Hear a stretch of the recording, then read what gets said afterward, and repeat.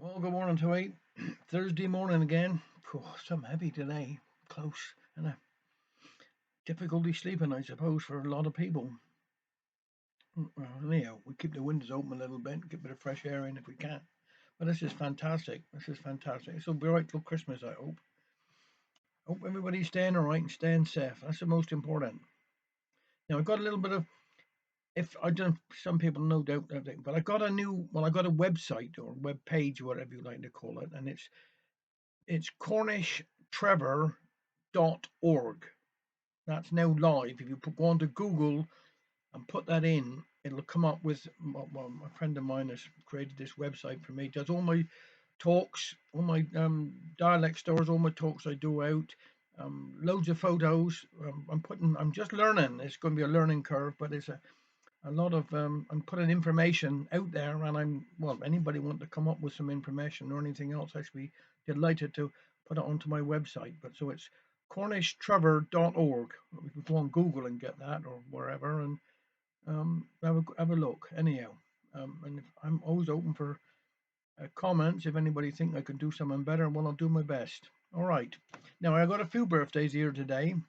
My great friend, I believe it was Tuesday, was David Chapman out there, Townsend. It was his birthday Tuesday. It was Susan Bennett's yesterday. It was Wednesday.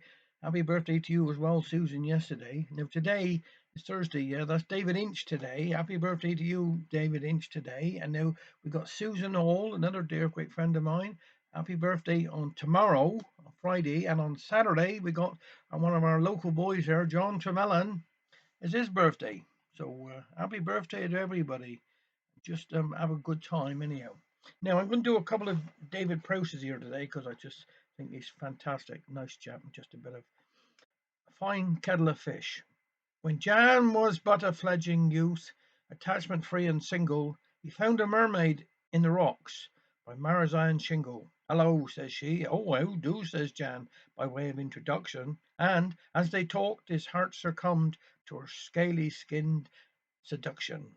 He wrapped her in his duffel coat for warmth and ease of carriage, and took her home already lost and contemplated marriage. He placed her in his old tin bath, at which she purred at pleasure. Oh, I had a scrub last month, he said. You can stay there at your leisure. Fish fingers do for you, he asked. Her lipstick turned to lather. How could you, Jan? She snorted back. It'd be like eating feather. She preened and posed and splashed and cooed, secure in her position, while Jan was like a headless chick, so pure was his submission. Her every whim was his to serve, from wine to bed and lotion. I'm coming, Myra dear, he'd say, with absolute devotion.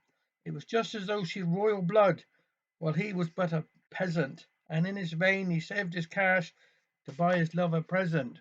One day he handed her a box with bashful obligation. For you, he said, a little treat to show my admiration. She peeled the wrapping off in the box, then glowed disbelieving. In acid tones she said, that's it. Go get the coat, I'm leaving. You took me in and fed me well with herringbones and kippers. And what's a mermaid supposed to do with a pair of carpet slippers? Now, another one. Losing his marbles. 'Twas a social down in Sunday school. I first kissed Ada May. Jan's mood was reminiscence, was the order of the day. We was playing postman's knock, he said, a game I never liked. I was happier with marbles, boy, or riding on my bike. But it's going through the motions just to keep the peace, 'cause I knowed that if I didn't, mother's tongue would never cease. But kissing was for sisses, 'less your name was Earl Flynn. Oh, and some of they were local maids were uglier than sin.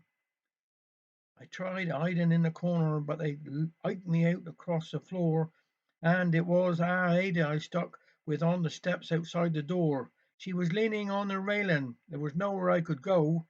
Well, come on then, she echoed. Are you kissing me or no? With her pigtails on her shoulders and her hands upon her hips, she closed her eyes and tilted as she puckered up her lips. As I tried to think of England, as I pondered on her wish, but I could only think of mackerel, 'cause she was screwed up like a fish. Well, then she got impatient and she grabbed me round the head. If you weren't kissing me, she said, I'm kissing you instead. And she caught me with this smackaroo what made the birdies sing. Oh, and we never had a church bell, but I swear I heard a ring. I had some stick, I tell 'ee, when I went to join the rest, My cheeks was flushed and redder than a rosy robin's breast. I saw mother glazing at me, and she muttered with a grin, "Use your hanky, Casanova. You got dribbles down your chin." Next day I took my marbles and I give 'em all away. Then I went round to Ada's and asked her out to play. We've been together ever since. Best thing I'd ever done. We ain't never had much money, but we've had some bloomin' fun. And we can always share a chuckle just by turning back the clock to the anniversary social and a game of postman's knock. And if you ever want to tease her, I'd offer up my prayers. Oh, I wished I kept my marbles made and left you on the stairs. Have a nice weekend. Take care.